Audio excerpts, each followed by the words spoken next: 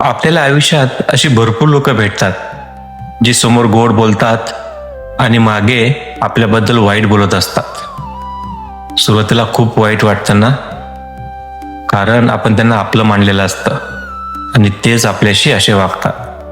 पण एक गोष्ट नेहमी लक्षात ठेव, everyone is not loyal and that's okay.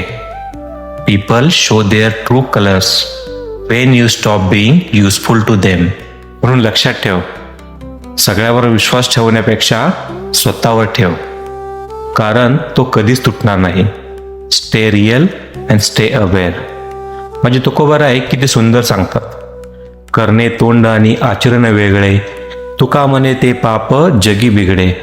जशी वाणी तसे कर्म करावे, तुका म्हणे तसे चालावे जगात. कारण बोलणं आणि वागणं वेगळं असणं हे चुकीचं आहे. रामकृष्ण हरी, माझा तुकोबा.